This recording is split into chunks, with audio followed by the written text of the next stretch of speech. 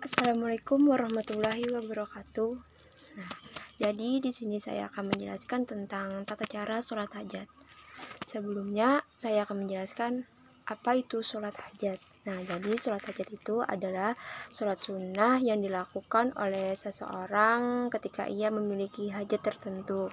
Nah, jadi sholat hajat ini adalah sholat wasilah atau ikhtiar dia kepada Allah agar apa yang ia inginkan itu dikabulkan. Nah, jadi sholat hajat ini bisa dilakukan antara waktunya itu pagi, siang, sore, ataupun malam. Nah, ada pula waktu yang dimakruhkan atau yang diharamkan untuk sholat hajat. Nah, yaitu pada waktu habis sholat subuh dan waktu habis sholat asar. Nah, jadi untuk tata cara sholat hajatnya itu dilakukan ada 2 rakaat sama seperti kita sholat sunnah sebelumnya. Yang membedakannya itu hanyalah niatnya saja. Untuk niatnya itu adalah usolli sunnatal hajati rakaataini lillahi ta'ala. Nah, jadi niat dari sholat hajat tadi adalah seperti itu. Terima kasih. Wassalamualaikum warahmatullahi wabarakatuh. Selanjutnya, saya akan menjelaskan tentang tata cara sholat tarawih dan sholat witir. Jadi, untuk sholat tarawih itu biasanya hanya dilakukan pada saat bulan Ramadan. Biasanya itu orang melakukannya berjamaah di masjid. Nah, untuk sholat tarawih ini ada 2 versi. Yang pertama ada 8 rakaat dan yang kedua ada 20 rakaat. Nah, itu tergantung dari jamaah masjidnya, apakah mau yang 8 atau yang 20 tadi. Nah, untuk yang 8 itu salamnya ada 4 kali salam ditambah 3 rakaat witir dan 1 kali salam. Nah, untuk niat dari sholat tarawih yaitu usolli sunatan tarawih rakaataini ma'muman lillahi ta'ala. Jadi untuk niat sholat witir yang 3 rakaat 1 kali salam yaitu niatnya usolli sunatan witri salasa rakaataini mustaqbilal kiblati ada ma'muman lillahi ta'ala. Nah, jadi tadi adalah niat sholat witir. Nah, selanjutnya untuk yang versi kedua yaitu ada 20 rakaat dengan 10 kali salam, ada 3 rakaat witir dan 2 kali salam. Dan niatnya yaitu ini adalah niat sholat witir yang 2 rakaat yaitu usolli sunatan witri rakaataini ma'muman lillahi ta'ala. Dan selanjutnya sholat witir untuk 1 rakaat untuk menentukan keganjilan dalam sholat, dan ini niatnya usolli sunnatan witri rakaataini ma'muman lillahi ta'ala. Nah, jadi tadi adalah tata cara sholat tarawih dan sholat witir.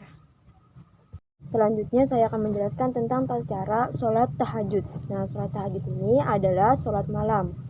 Waktu dalam melaksanakan sholat tahajud itu biasanya dilakukan pada habis isya sampai terbit fajar. Nah, biasanya itu sholat ini disebut sholat al-lail atau sholat malam. Sebaiknya melakukan sholat tahajud ini lebih baiknya kita tidur terlebih dahulu. Nah, untuk sholat tahajud ini waktu yang paling utama adalah di sepertiga malam terakhir. Nah, untuk sholatnya itu biasanya minimal paling sedikit itu 2 rakaat dan sebanyak-banyaknya tidak terbatas. Dan cara melaksanakan sholat tahajud itu biasanya ketika kita waktu tidur, kita itu berniat untuk melaksanakan sholat tahajud. Nah, setelah kita bangun dari tidur, kita mengambil air wudhu dan melakukan sholat tahajud sebanyak 2 rakaat ataupun kita lebihi sesuai kehendak kita. Nah, sedangkan untuk niat dari sholat tahajud itu adalah Sholli sunatan tahajud ini ada alillahi ta'ala. Di dalam hadis Bukhari dinyatakan bahwa Rasulullah Shallallahu Alaihi Wasallam jika bangun tidur di tengah malam hari, terus beliau bertahajud dan membaca doa. Selanjutnya saya akan menjelaskan tentang tata cara sholat duha. Nah, jadi sholat duha itu adalah sholat yang dilakukan di pagi hari. Nah, biasanya itu pada matahari itu naik setinggi ombak sekitaran jam 7 pagi sampai sebelum matahari itu tergelincir sebelum waktu zuhur. Sedangkan untuk jumlah rakaatnya biasanya itu paling sedikit 2 rakaat dan paling banyak itu ada 10 rakaat. Nah, jadi untuk rakaatnya itu tetap dikerjakan 2 rakaat dan di setiap 2 rakaatnya itu ada sekali salam. Pada rakaat pertama setelah membaca Al-Fatihah, lalu membaca surah Asy-Syams. Tapi ini tidak diwajibkan, tetapi suatu keutamaan bagi yang hafal. Dan setelah Al-Fatihah di rakaat kedua, setelahnya kita membaca surah Ad-Duha. Sedangkan untuk niat dari sholat duha itu adalah usolli sunatan duha ini ada alillahi ta'ala. Setelah selesai sholat, kita berdoa. Selanjutnya saya akan menjelaskan tentang sholat istikharah. Nah, jadi sholat istikharah ini biasanya dilakukan pada saat ketika kita dalam keraguan menentukan pilihan. Nah, dengan sholat istikharah ini, segala keputusan yang kita ambil bisa menjadi jalan yang terbaik. Adapun niat dari sholat istikharah ini yaitu sholli sunnatan istikharati ini ada alillahi ta'ala. Selanjutnya saya akan menjelaskan tentang sholat gerhana matahari ataupun gerhana bulan. Jadi untuk sholat gerhana ini biasanya dilaksanakan pada saat gerhana matahari ataupun bulan. Nah, pelaksanaannya ini disunahkan untuk seorang laki-laki maupun seorang perempuan. Nah, untuk sholatnya biasanya dilakukan berjamaah ataupun sendiri. Apabila dikerjakan pada saat berjamaah, setelah mengucapkan salam, imam terus khutbah. Sedangkan apabila dikerjakan sendirian, setelah selesai sholat tidak perlu khutbah.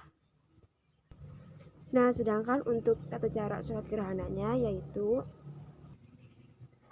takbiratul ihram dengan mengangkat kedua tangan dan berniat di dalam hati. Untuk niat sholat gerhananya yaitu untuk niat sholat gerhana matahari yaitu usolli sunnatan kusufi ini ma'muman lillahi ta'ala. Nah, sedangkan untuk niat sholat gerhana bulan yaitu usolli sunnatan kusufi ini ma'muman lillahi ta'ala. Setelah itu kita membaca doa iftitah, selanjutnya membaca doa Al-Fatihah dan doa-doa pendek yang ada di dalam Al-Quran. Setelah itu ruku, lalu membaca surah Al-Fatihah dan membaca surat dari Al-Quran. Setelah itu ruku, iktidal, sujud, dan seterusnya sama seperti kita sholat pada biasanya. Setelah dilakukan sholat, lalu dilakukanlah khutbah. Khutbah ini bisa dikerjakan oleh imam ataupun orang lain. Sedangkan isi dari khutbahnya itu adalah nasihat kepada para jamaahnya, seperti menganjurkan agar berjamaah itu bisa bertaubat, bisa bersedekah, dan berbuat kebaikan. Untuk sholat gerhana matahari ini dikerjakan dengan membaca surah Al-Fatihah dan surah dari Al-Quran. Nah, untuk suaranya itu tidak perlu kita keraskan untuk sholat gerhana matahari. Sedangkan untuk sholat gerhana bulan boleh dikeraskan dalam membaca surah dalam Al-Quran, dan disunahkan untuk membaca surah-surah yang panjang. Terima kasih. Selanjutnya saya akan menjelaskan tentang tata cara sholat Id atau sholat hari raya. Nah, sholat Id ini ada dua macam, yaitu ada sholat hari raya ada Idul Fitri dan sholat hari raya Idul Adha. Nah, untuk sholat ini yaitu sholat sunnah muakkad. Nah, bagi laki-laki dan perempuan disunahkan untuk berjamaah.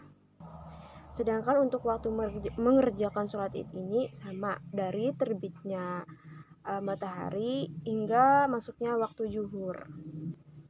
Tata cara untuk sholat Id yaitu sebelum kita berangkat ke masjid, kita dianjurkan untuk mandi terlebih dahulu, berpakaian yang bersih, bagus, dan memakai wangi-wangian. Pada sholat Idul Fitri ini, kita disunahkan untuk makan terlebih dahulu. Sedangkan untuk sholat Idul Adha, disunahkan untuk tidak makan dan minum terlebih dahulu hingga selesai sholat. Mengerjakan sholat Id itu lebih baik mengerjakan itu di lapangan terbuka, selagi tidak ada halangan, seperti kalau misalkan hujan.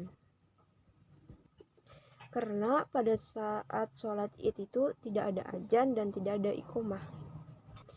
Maka dari itu, untuk menyeru jamaah diperintahkan dengan lafal, yaitu as-sholat jami'ah. Setelah mendengar ucapan tadi, seluruh jamaah itu berdiri pada safnya masing-masing dan menghadap ke kiblat. Sedangkan imam dan makmumnya berniat. Dan yang saya ucapkan ini adalah niat untuk sholat Idul Fitri, yaitu usolli sunnatan Idul Fitri rokataini makmuman lillahi ta'ala.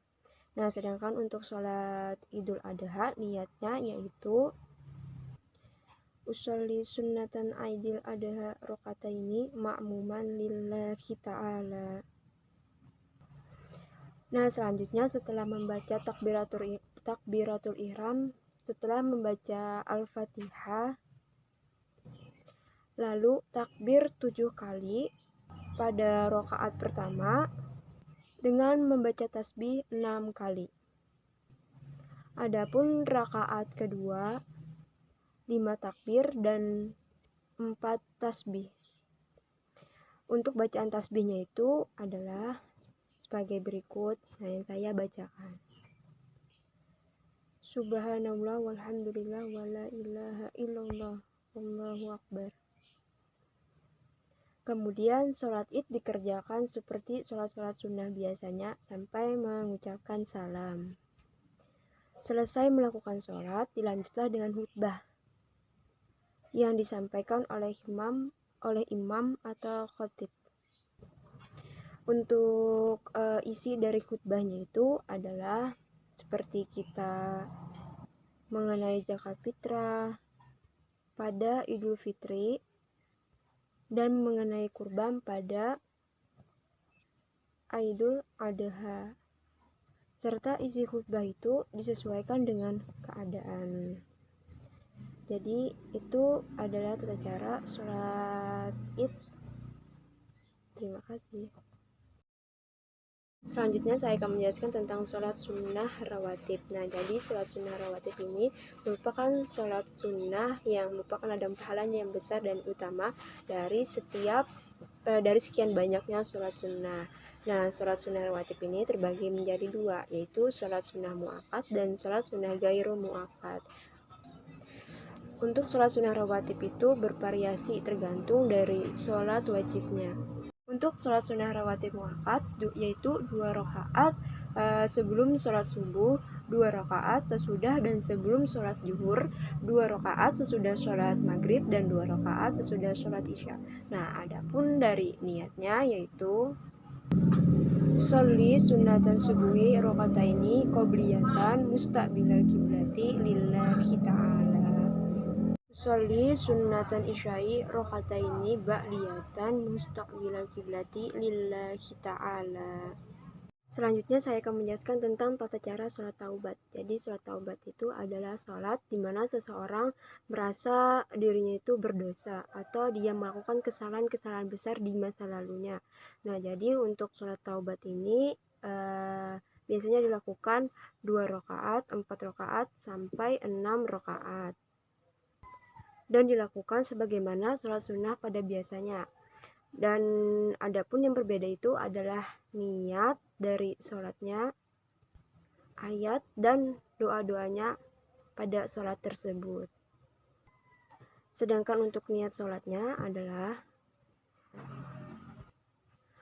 usolli sunnatan taubati rokata ini ada lillahi ta'ala. Setelah itu kita membaca istighfar. Doanya yaitu Astaghfirullahaladzim allazi la ilaha illa huwal hayyul qayyum wa atubu ilaihi taubatan aidin zolimin la yamliku linapsihi dora wala naf'an wala mautan wala hayatan wala nusuron. Dan dianjurkan pula untuk membaca induk istighfar. Nah, jadi tadi adalah tata cara untuk sholat taubat. Terima kasih. Selanjutnya saya akan menjelaskan tentang tata cara sholat sunnah tahiyatul masjid. Nah, biasanya sholat ini adalah para jamaah itu sholat ketika dia masuk ke dalam masjid dan menghormati masjid tersebut dengan doanya yaitu Allahumma firli zunubi waftah li abwaba rahmatika. Kemudian kita sholat 2 rakaat dengan niat sebagai berikut yang saya bacakan ini ya. Usolli sunnatan tahiyatul masjid rakaat ini ada alillahi ta'ala. Dan ketika kita keluar masjid disunahkan untuk membaca doa, yaitu doanya Allahumma firli zunubi waftahli abwaba fadlika Allahumma sini minal syaitonir rajim. Nah, jadi tadi adalah tata cara sholat sunnah tahiyatul masjid. Terima kasih.